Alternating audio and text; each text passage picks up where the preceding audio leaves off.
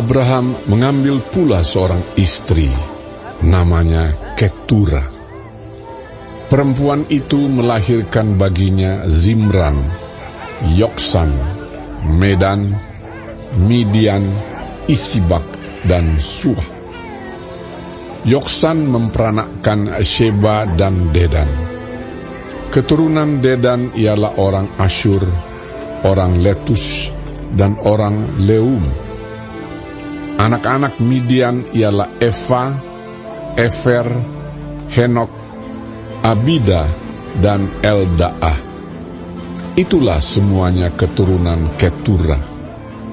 Abraham memberikan segala harta miliknya kepada Ishak, tetapi kepada anak-anaknya yang diperolehnya dari gundik-gundiknya, ia memberikan pemberian. Kemudian ia menyuruh mereka, masih pada waktu ia hidup, meninggalkan Ishak, anaknya, dan pergi ke sebelah timur, ke tanah timur. Abraham mencapai umur 175 tahun, lalu ia meninggal. Ia mati pada waktu telah putih rambutnya, tua dan suntuk umur, maka ia dikumpulkan kepada kaum leluhurnya. Dan anak-anaknya, Ishak dan Ismail, menguburkan dia dalam gua Makpela, di padang Efron bin Zohar, orang Het itu, padang yang letaknya di sebelah timur Mamre, yang telah dibeli Abraham dari Bani Het. Di sanalah terkubur Abraham dan Sarah istrinya.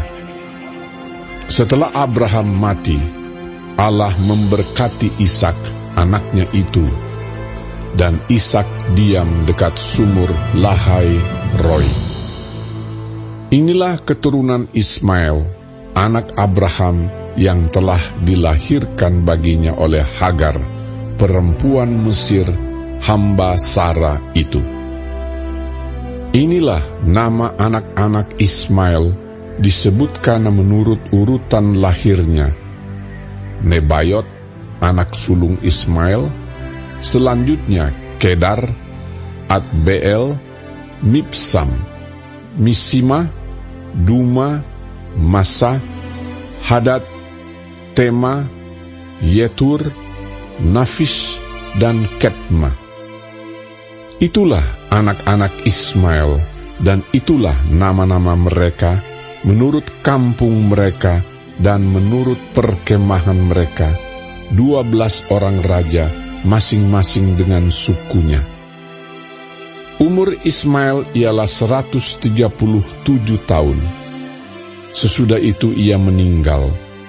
Ia mati dan dikumpulkan kepada kaum leluhurnya. Mereka itu mendiami daerah dari Havila sampai Syur, yang letaknya di sebelah timur Mesir ke arah Asyur. Mereka menetap berhadapan dengan semua saudara mereka.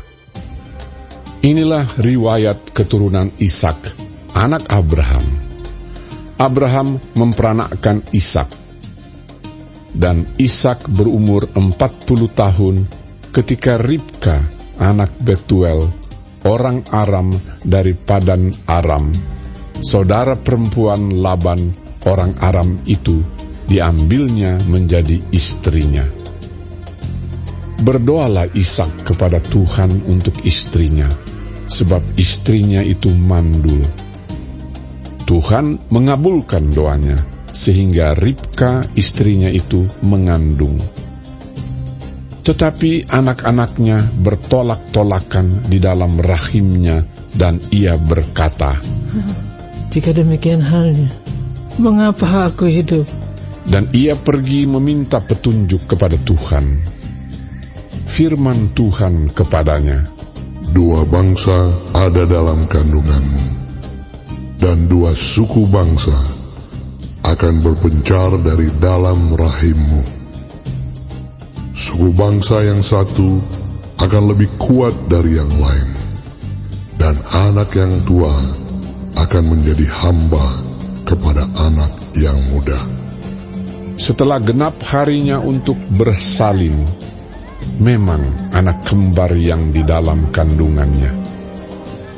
Keluarlah yang pertama, warnanya merah.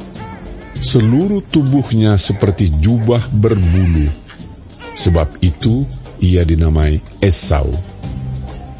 Sesudah itu keluarlah adiknya. Tangannya memegang tumit Esau.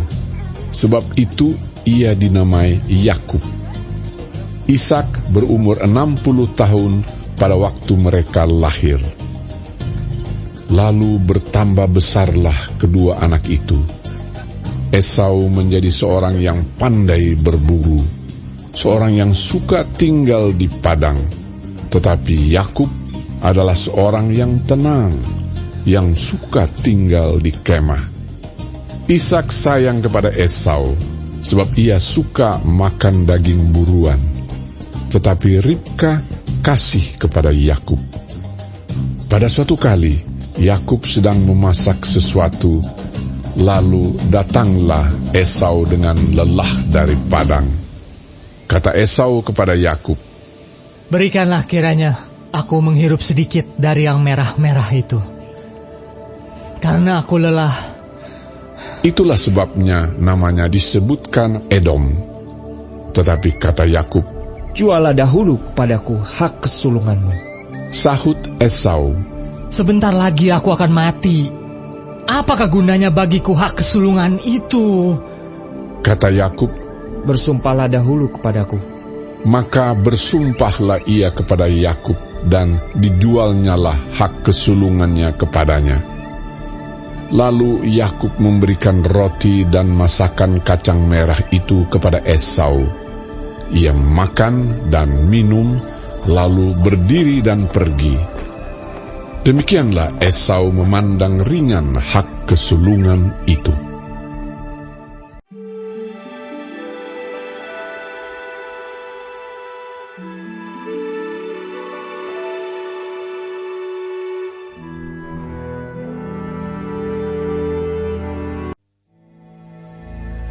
Maka timbullah kelaparan di negeri itu. Ini bukan kelaparan yang pertama yang telah terjadi dalam zaman Abraham. Sebab itu Ishak pergi ke Gerar kepada Abimelek, raja orang Filistin. Lalu Tuhan menampakkan diri kepadanya serta berfirman, Janganlah pergi ke Mesir, diamlah di negeri yang akan kukatakan kepadamu. Tinggallah di negeri ini sebagai orang asing, maka aku akan menyertai engkau dan memberkati engkau. Sebab kepadamulah dan kepada keturunanmu akan kuberikan seluruh negeri ini, dan aku akan menepati sumpah yang telah kuikrarkan kepada Abraham, ayahmu. Aku akan membuat banyak keturunanmu seperti bintang di langit.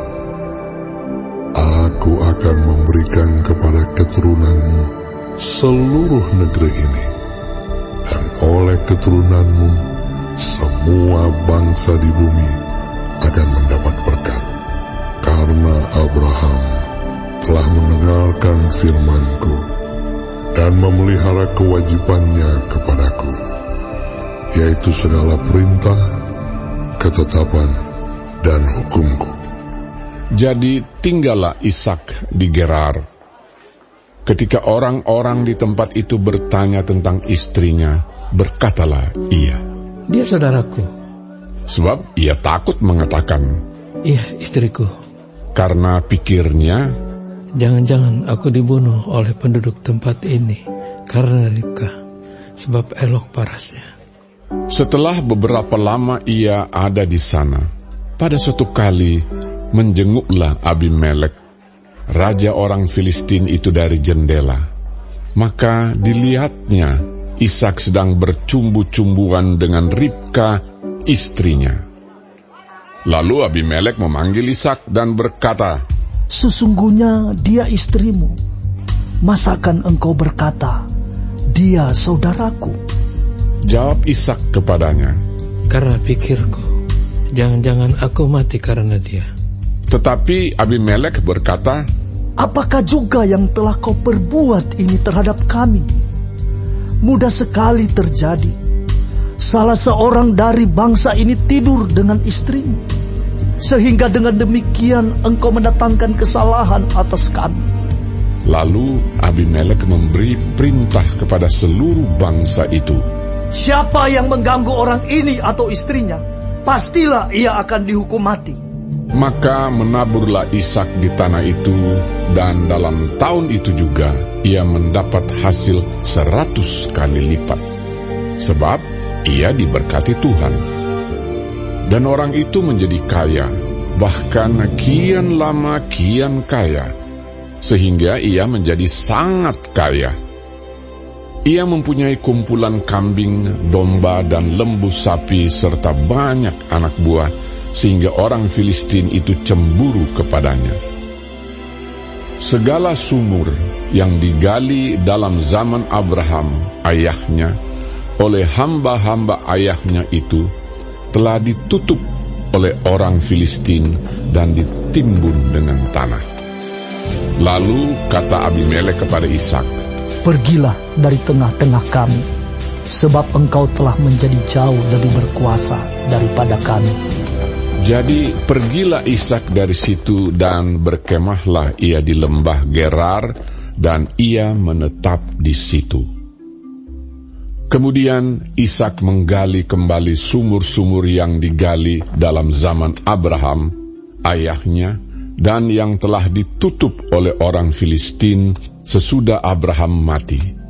Disebutkannya lah nama sumur-sumur itu menurut nama-nama yang telah diberikan oleh ayahnya.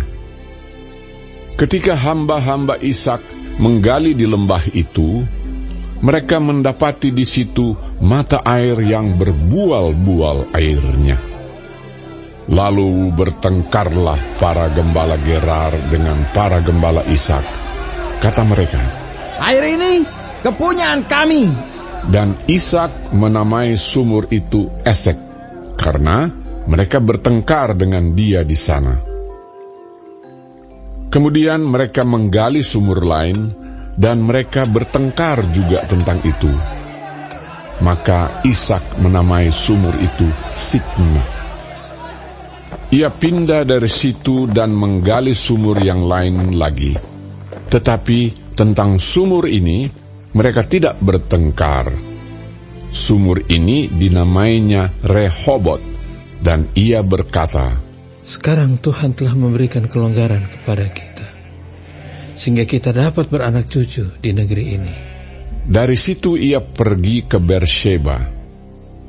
Lalu pada malam itu Tuhan menampakkan diri kepadanya serta berfirman, "Akulah Allah ayahmu Abraham. Janganlah takut, sebab aku menyertai engkau. Aku akan memberkati engkau dan membuat banyak keturunanmu karena Abraham, hambaku itu." Sesudah itu Ishak mendirikan mezbah di situ dan memanggil nama Tuhan. Ia memasang kemahnya di situ, lalu hamba-hambanya menggali sumur di situ.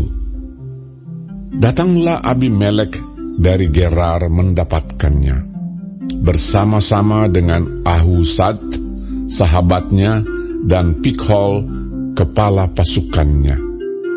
Tetapi kata Ishak kepada mereka, "Mengapa kamu datang mendapatkan aku?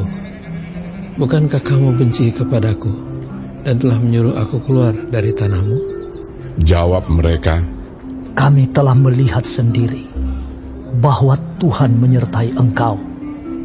Sebab itu kami berkata, baiklah, kita mengadakan sumpah setia antara kami dan engkau.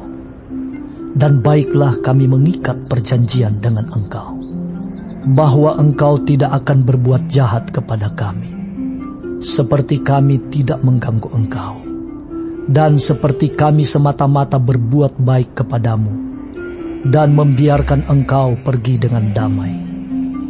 Bukankah engkau sekarang yang diberkati Tuhan?